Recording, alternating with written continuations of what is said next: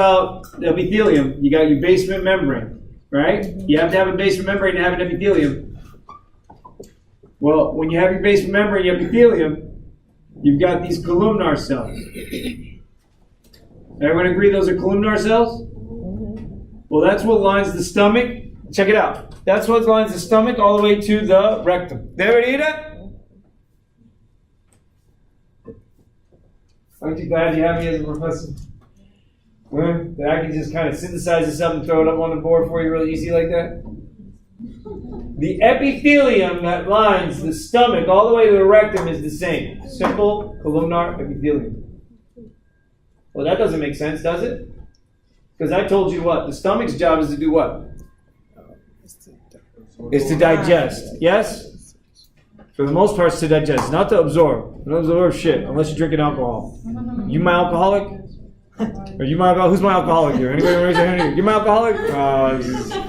So yeah, but you know what? You were born with it. You're okay. You genetically, you're fine. Yeah, you're right. fine. She grew up with it. You guys grew up with yeast in your bottles from the moment you latched on the nipple, for Christ's sake. Oh my God. Your mother wiped yeast all over it, right? And then all of a sudden you was like, give her a little vodka, she'll be okay, right?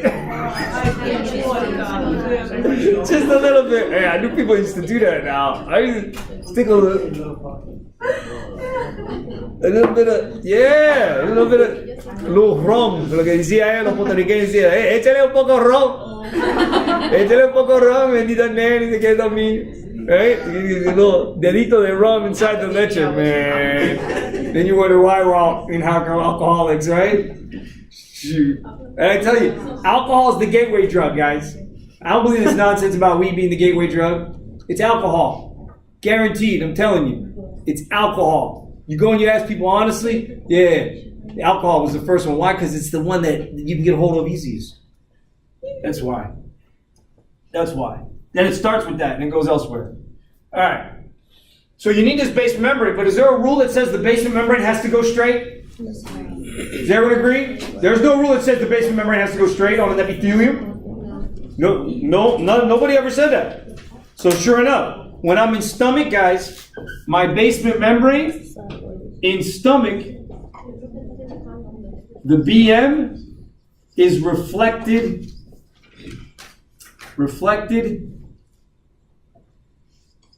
downward. How does that look? Well, it looks like this.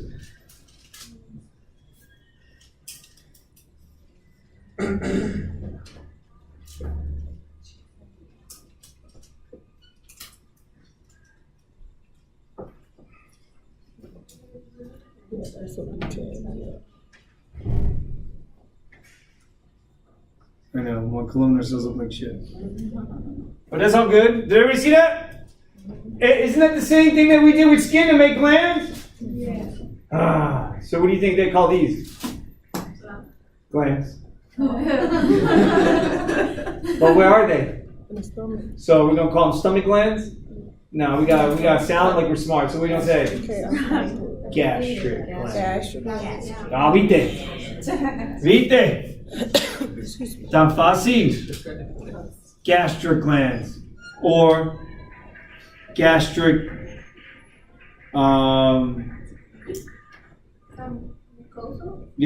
gastric pits. Gastric pits, because it gets quite involved. Everybody see that? That inverted spade? Now you know I'm for real. When I said the word spade, the way I said spade, you know I know how to play spades, right? Which means, right, I can slap some books down, right?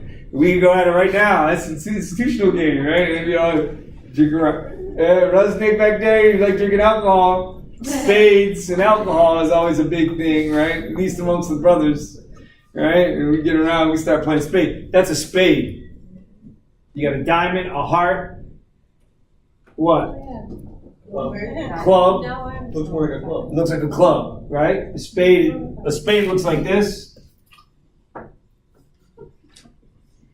Right? And the club looks like this. So it looks like an inverted club. Everybody agree? Because why? Because the stomach's job is for digestion. And to digest, it has to secrete. So to secrete, it has to increase its surface area and increase the amount of glands. Does that make sense?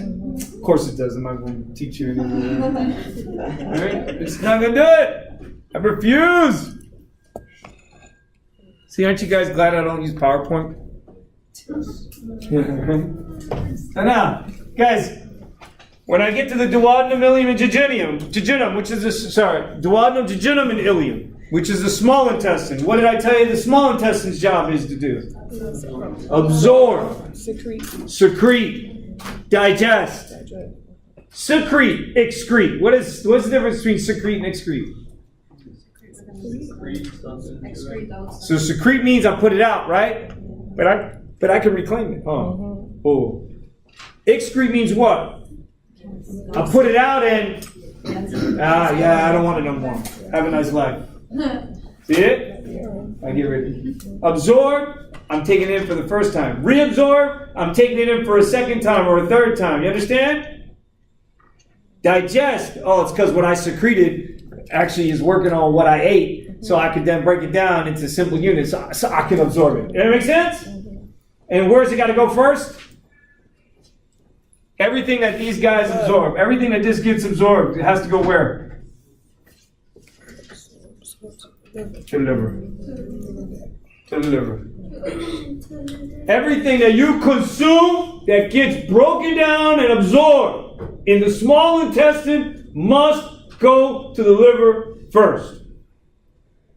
That's why you got the hepatic portal vein.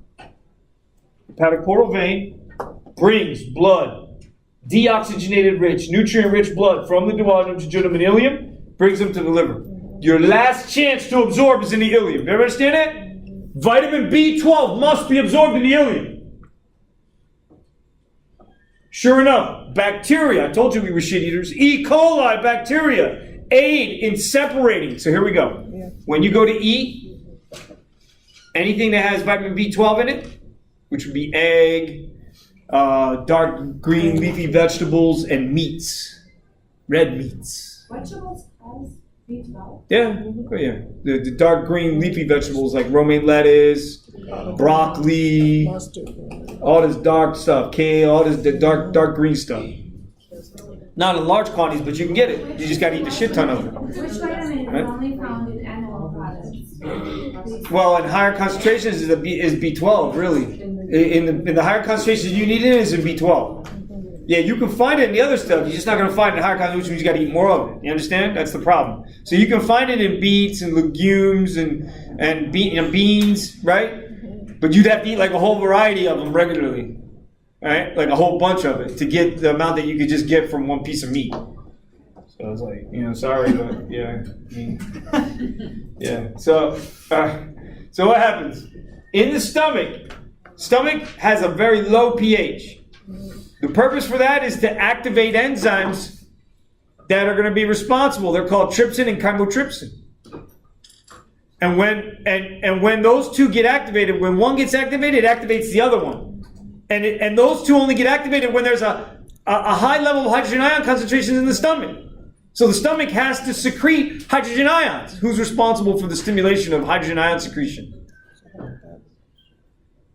What nerve? What cranial nerve would be responsible for secretions? Guys, what cranial nerve? What cranial nerve relieves the cranium and goes to all the digestive organs? 9. 10! 9 stops up here. It's always 10. Always. Heart, lung, GI, up to here. It's always 10. Up to here, always 10. Everybody hear me? From here down, shaking. Or else cranial nerve 10, baby! The vagus. Right? What happens in Vegas stays in Vegas? Yeah. So, the vagus plays this huge role in maintaining and sustaining. Does the GI have its circular layer and its longitudinal layer to shorten and constrict to push the food bolus along? Yeah, that's called peristalsis. Can I speed up peristalsis? Yeah, that's what the parasympathetic nervous system does. Did everybody hear me?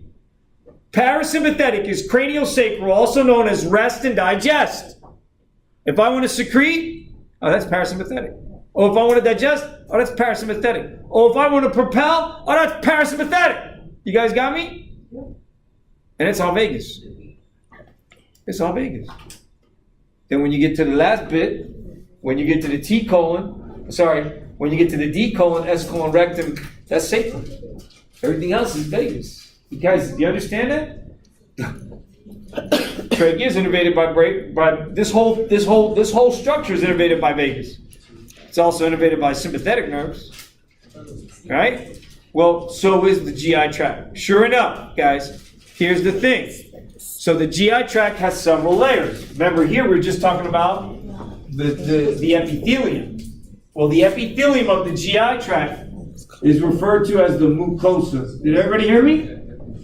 Under that mucosa is the connective tissue, just like in skin. You had epidermis and dermis, yes? And the dermis had what? A papillary region and a reticular region, yeah? Depending on what region you was talking about. If you're talking about here versus here, right? And the dermis is connective tissue. It's dense, irregular connective tissue. Well, sure enough, what do you think the mucosa that's keeping the basement membrane connected as an organ would be? Same shit. Dense, regular connective tissue. Dense, irregular connective tissue, I apologize. Haphazard in arrangement, but dense in nature. Everybody got me? That's the glue that keeps this thing together. So I got my mucosa. Then under that, I got my what? My submucosa. Did everybody see that? My submucosa. Now, here's the thing. You got to be careful. When your mucosa and the glands, are positioned above this little layer of smooth muscle that's called the muscularis mucosa. Muscularis mucosa.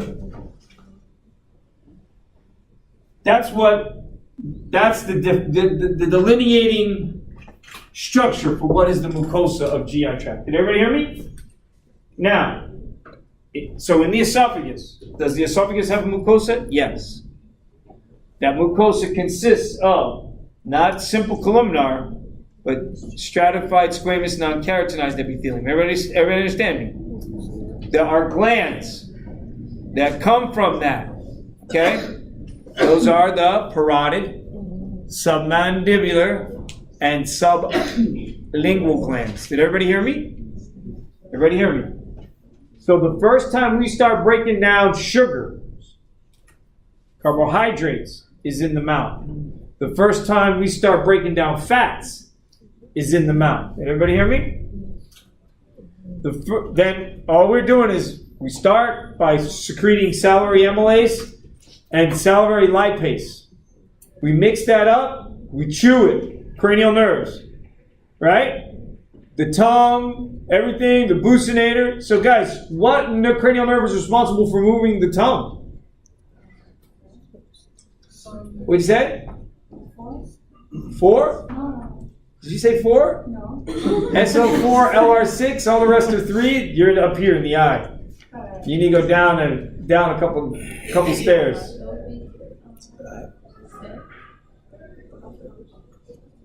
Last one.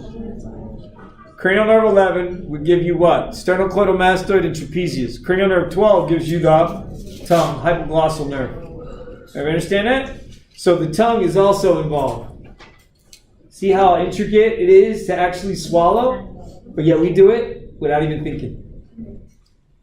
We do it without even thinking, guys. So you got the tongue, helps to push the food balls back. Food balls goes back, hits the uvula. You get this reflex response. You get the closure of the larynx, the pulling of the larynx onto up onto the epiglottis. The food bolus then shifts. You dilate the upper esophageal sphincter, moves into the esophagus. The esophagus then, its job is to conduct it. Relax the lower esophageal sphincter and then contract it again behind it so it goes into the stomach.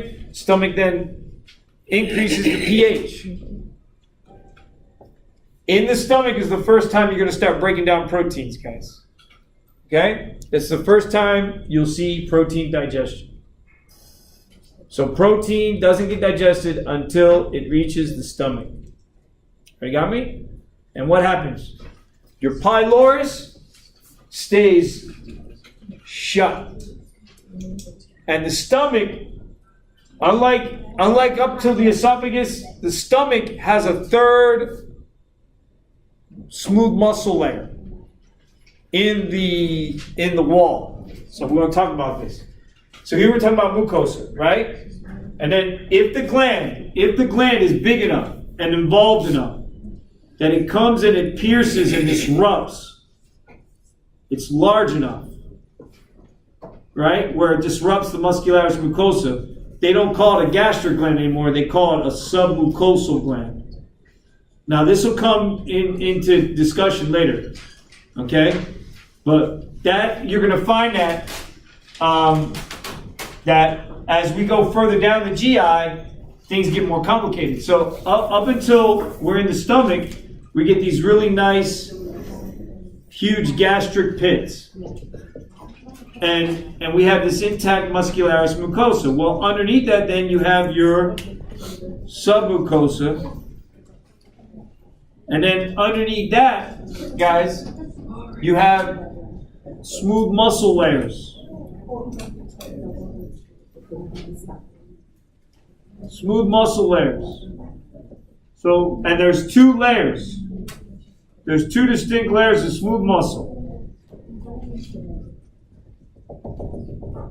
And they're arranged perpendicular to each other. How cool is that?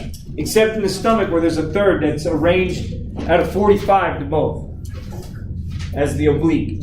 And the reason for that is because the stomach's job is to, again, secrete large amounts of hydrogen, secrete large amounts of enzymes, and start breaking down protein. And what it does is it closes the lower esophageal sphincter, it closes the pyloric sphincter, and it churns. So not only is it doing this, not only is it shortening its length, not only is it squeezing like this, it's also twisting. And as it does that, it churns, and it fills, and it churns, and it fills and it churns, and it fills and it churns, and it fills and it churns because it's secreting. And then it's waiting. It's waiting for the duodenum. Did everybody hear me? So the duodenum says, all right, duodenum is the catcher. All right? And the stomach is the pitcher. Everybody got me? So we're thinking baseball here. We're not talking about, right, behind closed doors and all this other stuff, right? Get your minds out the gutter, right? So all right. So what's going to happen here? The duodenum's going to say to the stomach, all right, stomach, I'm ready for you. Ready? Come on, pitch me that curveball. And then the curveball could be, I don't know, me opening the pylorus for 30 milliseconds. You ever understand that? And then, so it's, and the duodenum's like, all right, that's enough. So I got it. And now what? I bring the pH back up. Why? Because the duodenum is associated with the gallbladder, which is associated with the liver. And the duodenum is associated with the pancreas as well. But the exocrine portion of the pancreas, which secretes the enzymes necessary for digestion. So the duodenum's main job is to bring the pH back up. How would I bring the pH back up? What's the body's main buffer? Bicarbonate. What we call bicarbonate, which should no longer be bicarbonate, that is how we neutralize the hydrogen ion concentration in the stomach so it doesn't burn a lining in the stomach. So we put a really thick mucus layer with bicarbonate trapped in between so that the stomach lining is protected, so that the hydrogen ions don't burn through it. Yeah? When you take, listen to me, when you take proton pump inhibitors regularly, you run the risk of getting an infection. Change your eating habits. Eat more papaya. Okay? Eat more papaya. That's all I can tell you. They got little capsules of pressed papaya that you can swallow. All right? So now, guys, look. So you got mucosa, submucosa, muscularis. So there's the muscularis propria, or the muscularis externa, they call it. All right, the muscularis propria or externa. And then underneath, guys, listen.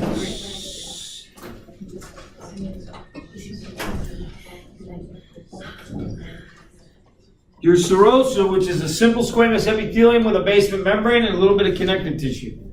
Guys, that's the wall of the whole GI tract. Do you understand me? That is the wall of the whole GI tract. Now, what varies, again, if this is stomach, then I would have what? The 3 layers. Everybody see that? For me to draw a stomach properly, I'd have a shit ton of gastric pits, right? I have a 3rd muscle layer. Now watch. Please, guys, pay attention. Hey, pay attention here. Look up here. Look up here. So look, there's 2 sets of neurons. There's the one in between the muscle, called the myenteric plexus of nerves.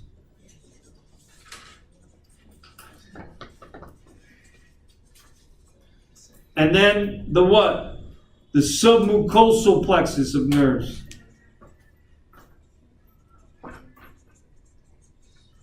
Everybody feel me now? So the wall, now check this out. I'm gonna drop some knowledge on you now. Some super knowledge. Ready? We're gonna up the game. But here's the thing. We have more neurons in the GI tract, in the wall of the GI tract. Did everybody hear me? Write it down. We have more neurons in the wall of the GI tract than we do in the spinal cord. Now, does this make sense? Let me have one of you come up here Tuesday next week and present. All right? Whatever you want, you present. But you're going to have to present. You're going to have to stand up in front of class, and it's going to have to be something pertaining to human anatomy and physiology. You want to be the first one? Who are you doing here? You want to be the first one? Now, usually what happens, I'll get a response, right? There'll be at least one student here when they find that out, they get up and they run to the bathroom. Either that or they'll do it the day that they have to actually perform because they get all nervous. Does that make sense, guys? Yeah. Right? We get all emotional, all of a sudden we get what? The shits. Yeah? Right? Yeah? Hey, yesterday morning, man, I was getting ready to go to take the GRE, man. I got the shits. Performance anxiety. Hey, I'm no different than any of y'all. I'm like everybody else. Always worried about whether I'm going to perform well enough. All right? So, guys, does this make sense? It does. Now, first clinical scenario for GI. What happens if I don't have a myenteric plexus? What happens if there's no myenteric plexus? Oh, wait. So you guys remember these nerves? Remember what cells gave rise to all sensory nerves of the human body? What special cells? What's that? Are you need more hints? What special cells are responsible for having created all the sensory neurons in the human body? There's a certain set of cells that very early on in embryological development, when we created the neural tube, there were a special set of cells. What were those cells called? Anybody remember? Neural crest cells. These neural crest cells, they migrate into the primitive GI tube. Did everybody hear me? They migrate into the primitive GI tube to create this complex neural system that connects. Guys, these two are connected. They're sending information back and forth to each other. Then separately, you got vagus hooked up. Separately, you got sympathetic hooked up. Did everybody hear me? That's why if I cut the wiring, guess what? The tube still contracts. So if I have to do surgery on the tube, then what do I have to do? I got to paralyze your ilium, right? You understand that? Now check it out. People who are born with no myenteric plexus, it's a disease called ganglionic megacolon. Why megacolon? Big. Why is it big? Oh, what did you say? Because it gets stretched. Because why? It's got no neural connections to the smooth muscle, so the smooth muscle has no tongue. Sure enough, the portion that is afflicted slips. Everybody look at my sleeve. Slips. The part that doesn't have neural connection slips over the part that does. And they call that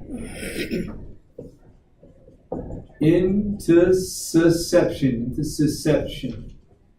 Maybe 2 S's in there. Look it up. Intussusception. So that's your first disease for GI. First disease for GI. All right? I think we're pretty much done GI. Take